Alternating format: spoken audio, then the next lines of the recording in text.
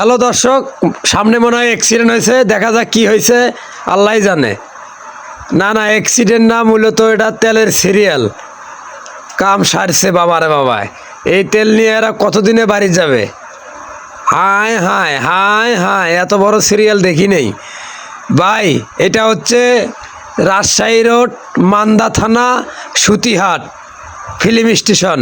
এই পাম্পে diesel, petrol, octane সবই দিচ্ছে। কিন্তু এখানে আবার আরেকটা ঘটনা আছে।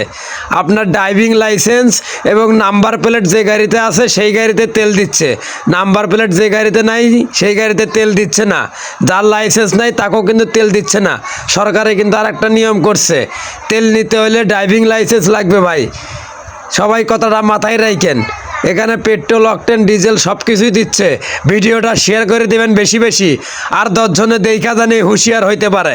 সবাই ভালো থাকবেন, আসসালামু আলাইকুম।